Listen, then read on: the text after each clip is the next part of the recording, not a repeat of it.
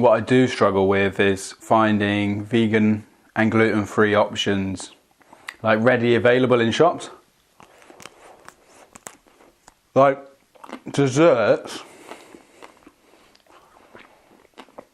it's really tricky.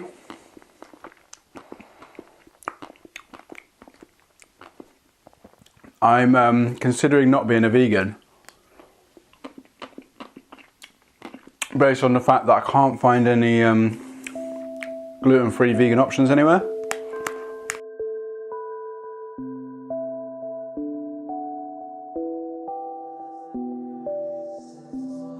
These walls are disappearing, and I don't seem. So tonight's mukbang, I'm going to be having some tortilla chips, some homemade, I don't know if you can see that, some homemade salsa / stew that I made, really cheap, full of loads of tasty vegetables. I even dropped some olives in there, some spinach, some lentils, and then I've got some garlic mayo that is basically mayo, the vegan mayonnaise, with some chopped garlic in there, really banging.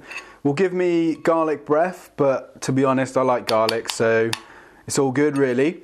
So, what are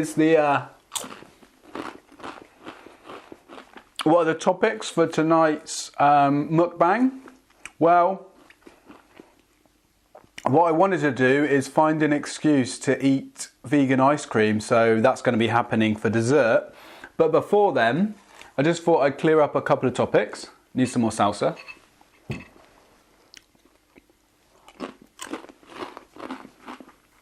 So, there are so many topics that get brought up around veganism. You got the classics, desert island, lions. What about your protein? And some of the other topics that I've obviously talked about before. And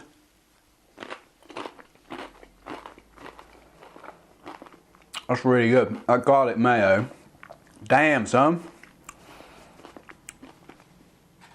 And these topics will keep coming up. The reality is that you'll meet other people who haven't heard those topics before, or that they want to just go over them again. And so you just have to get used to it. But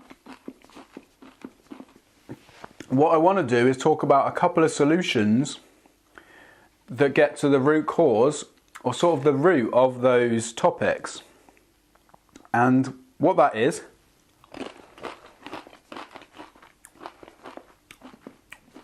pointing out this point got given to me by a stranger. I met them at a vegan fair.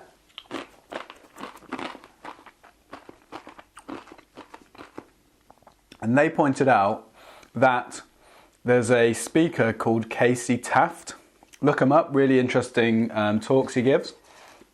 And he points out that when you're discussing veganism, instead of going all around all the houses about what about palm oil, what about lions eat meat, and those kind of things, one way is to bring to the point and talk about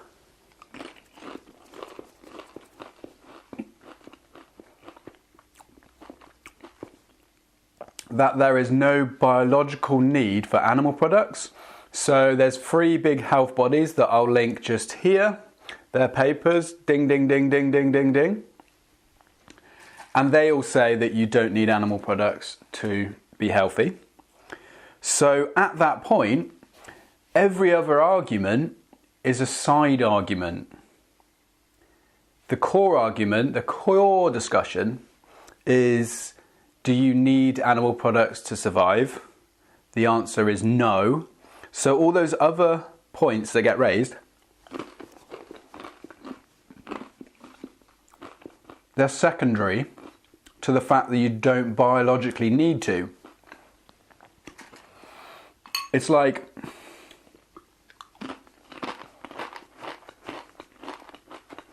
why are you even talking about Eskimos or lions when you as a human don't biologically need to. In the case of Eskimos,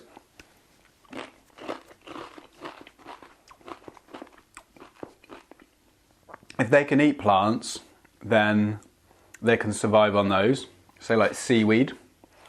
But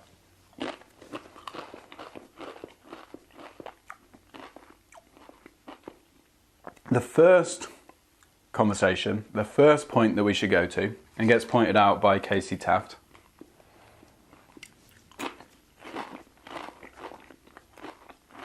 where'd you get your B12? Okay, is there a vegan source for B12? Yes, there is. It comes from plants. Same with protein. It comes from plants. So does that make eating meat a choice? Those that have access to plant foods, to vegan foods, eating meat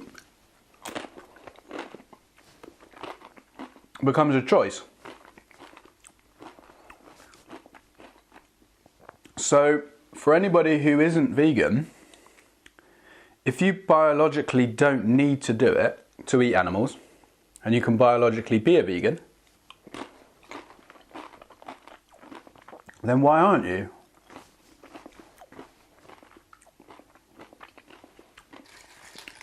I used to be a bit of a lazy-tarian, so I used to know about veganism.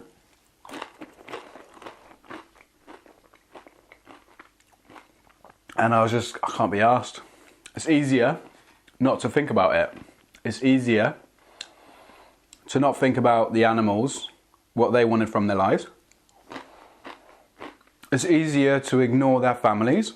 It's easier to put my taste preference, the things that taste good in my mouth, good tasting food, above the life, the whole life of all those thousands of animals that I used to eat. I just couldn't be bothered. But then I started realising, hang about, I can eat tortillas with vegan mayonnaise, vegan pizza and vegan ice cream, and a lot less animals get hurt. Magic. But I suppose I'm going around in circles. But any discussion, before you go into it, I mean, feel free. It's healthy to go through the questions, not like 40 questions in a row, without you getting to ask them questions.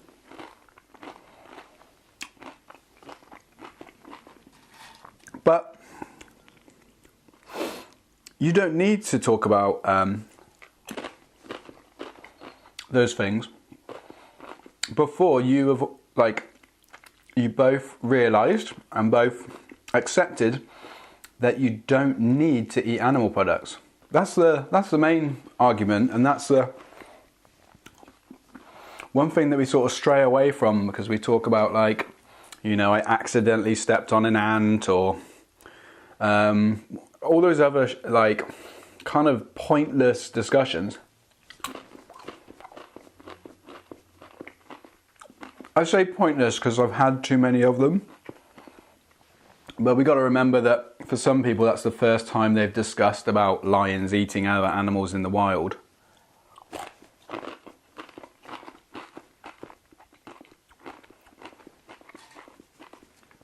But it's good to take a sort of a distant perspective on it. Okay, lions are eating other animals in the wild. That's all they've got to eat. But we're not lions, and we use shops. This is really good, by the way. And we wear clothes. Lions don't do that. What?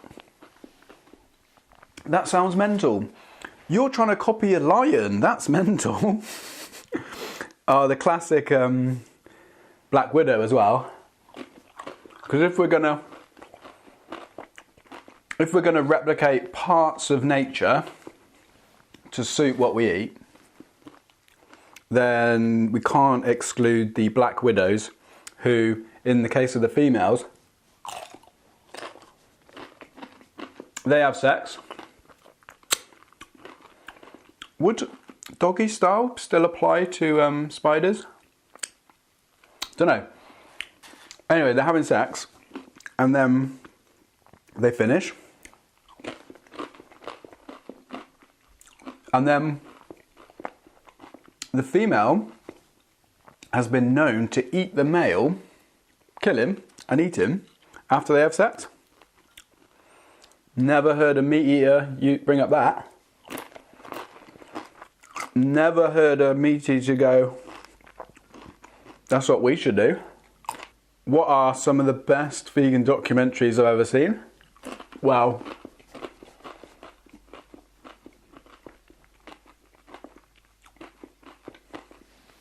there's loads out there. So there is Carnage. Check out Carnage if you haven't seen Carnage. There is 73 Cows.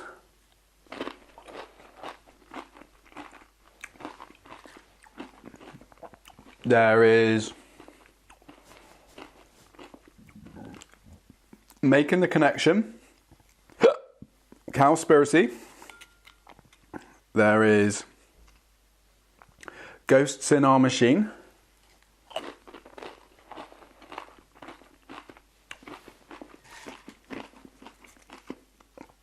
What else? Peaceable Kingdom was pretty heavy. There was a scene with these chickens on the back of this like dumper truck. Oh mate, it's mad. Samsara is another pretty heavy one.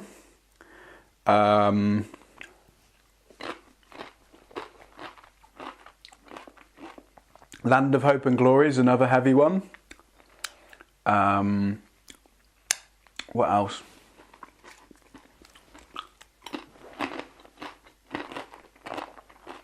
Vegucated is really good.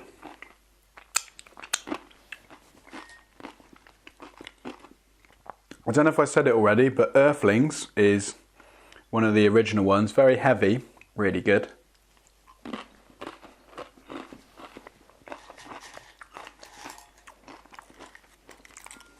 Meet the Truth is a really good one.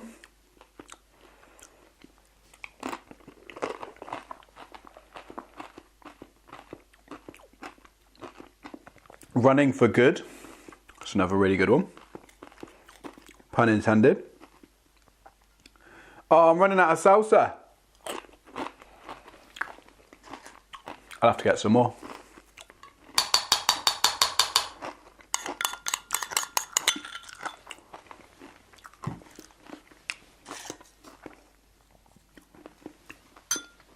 This one's, oh mate.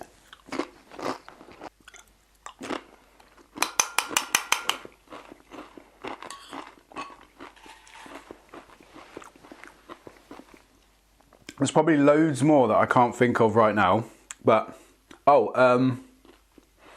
Slaughterhouse, The Task of Blood, that's a good one.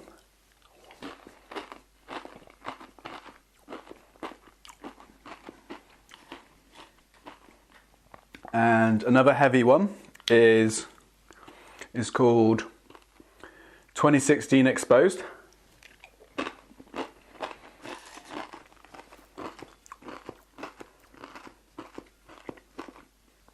So if you haven't checked them out, do it. Definitely go for it.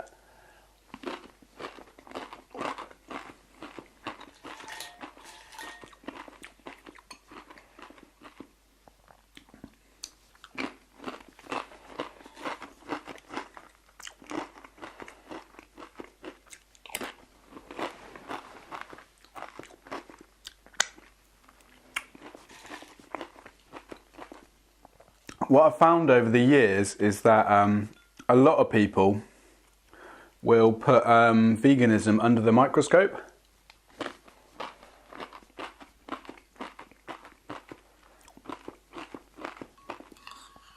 and they'll try and put holes in it, or find the holes that are in it and highlight them.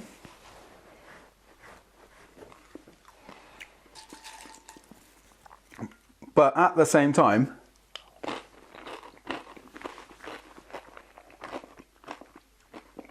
they don't hold a microscope over their own diets and their own lifestyles. So it's interesting why they don't.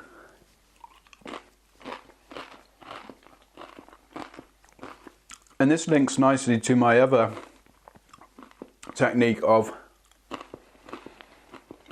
discussing veganism.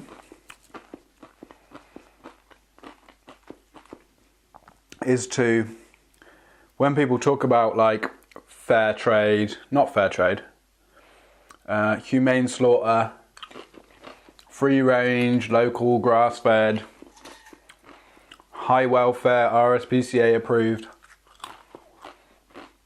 backyard, those marketing terms. Did I say organic? Maybe I didn't. You understand what I mean? When people justify eating dead animals by putting a snazzy label on it,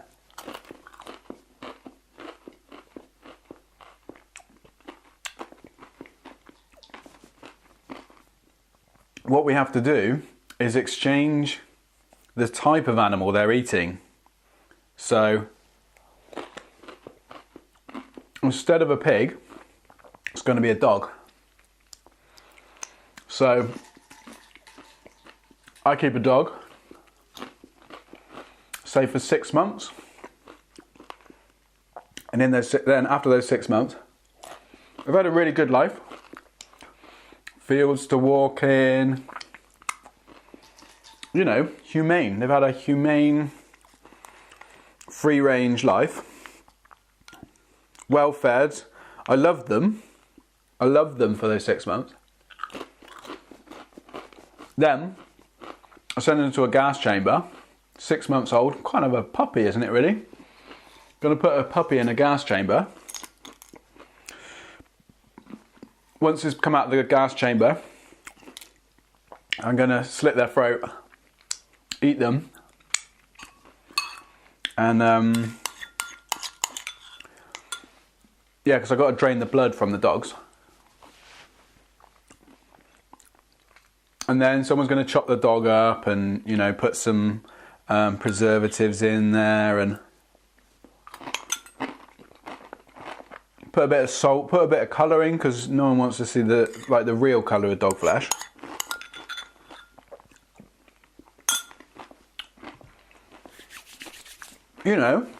It's a circle of life.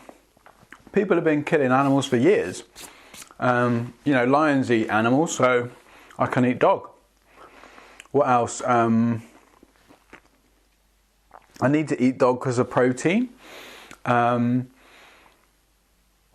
It's kind of interesting how people react when you start changing the species to something that they've been programmed to love in a different way. And so you can bring dogs into any conversation about veganism, especially when you're getting a lot of putting vegan under the microscope questions.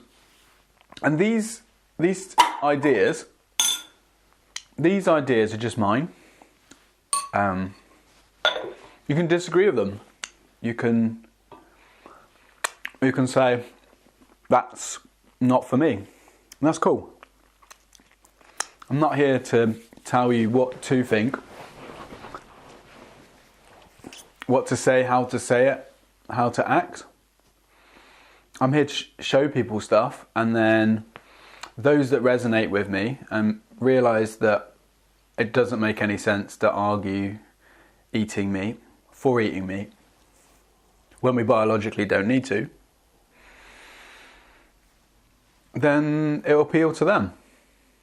But those that close off to it and try to justify stabbing animals in the throat, ending their lives, taking them away from their families, artificially inseminating them, all those weird things that we do to them,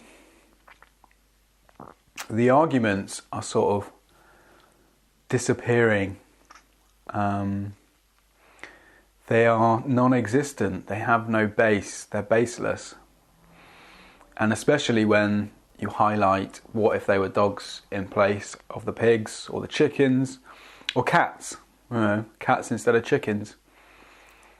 And instead of chickens' eggs, we were eating the menstrual cycle of another animal. Like, it's not really logical, is it? And so I'm going to get some ice cream now. People might say, oh, Bertie, you can't eat free from strawberry and vanilla cones and free from choc sticks at the same time. Yeah, you can.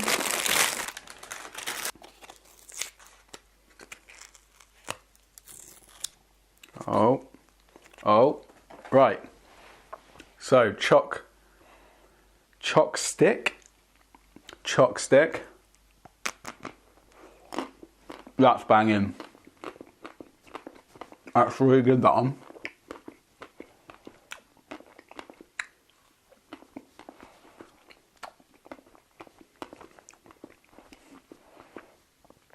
How hard is it to be a vegan? It's really hard. I really struggle. What I do struggle with is finding vegan and gluten-free options, like ready available in shops. Like desserts, it's really tricky.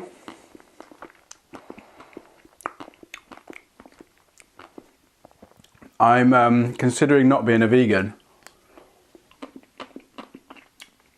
based on the fact that I can't find any gluten-free vegan options anywhere. Like, I've been looking really hard, and I mean, there's fruit. There's loads of fruit. Bananas, apples, watermelon, dates, grapes, kiwis, mangoes, jackfruit, peaches, plums, nectarines, tangerines, blueberries, strawberries, raspberries, gooseberries, pears. What else we got? Nuts. Technically not a fruit, but there's lots of them.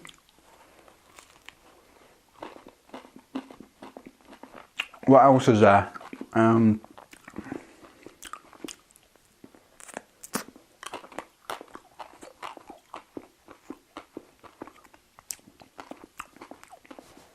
But like sweet, cheap desserts, like I don't know where I'd find any of them.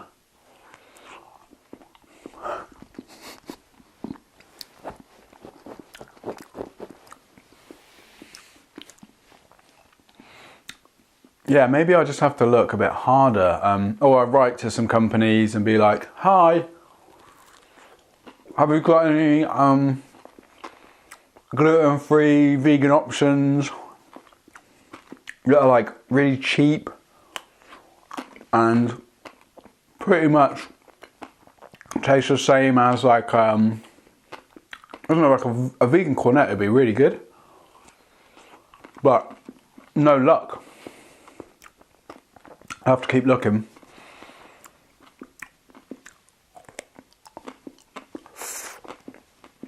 And trying to think of some other fruit.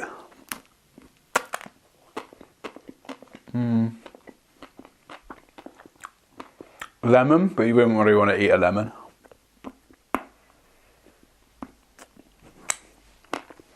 cantaloupe melon, frog skin melon, lychees, they're good.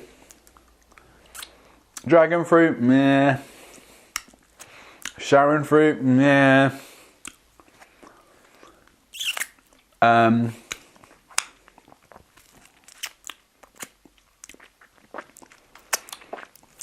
Is aloe vera a fruit? You can eat it. Don't know if it's a fruit though. What else? I could always make some banana ice cream. It's pretty easy.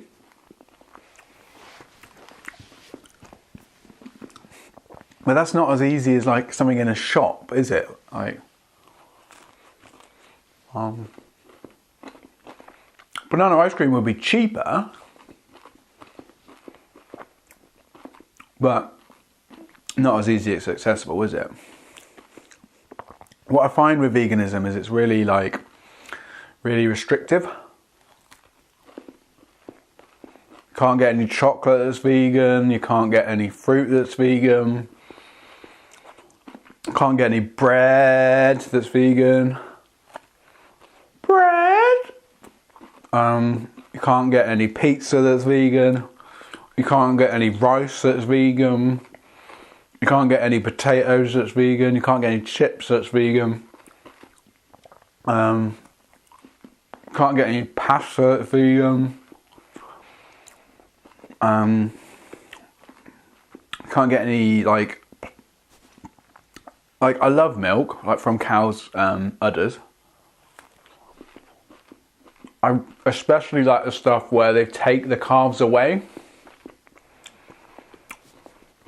And because I'm a growing calf, I'm a baby calf, that milk is the good stuff.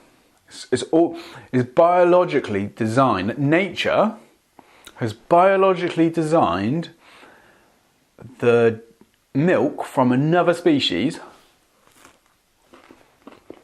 to grow me big and strong, even after, like, I'm not a baby anymore. It's still good to drink the milk of another species. Fact. Do you know what I mean? I don't have to read up on it. It's just a fact. Fact.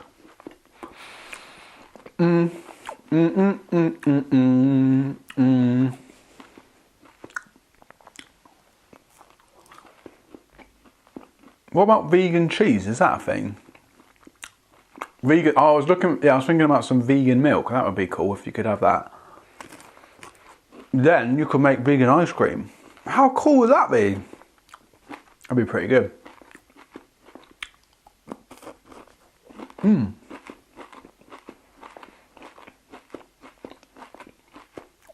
Maybe in the future sometime, someone could make a plant alternative to milk and chocolate, make it gluten-free as well. Maybe like a cone, like an ice cream cone. That'd be good. One day.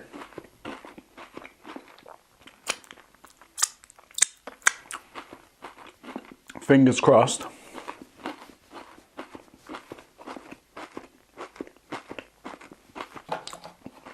But no, seriously, these are really good. Bam!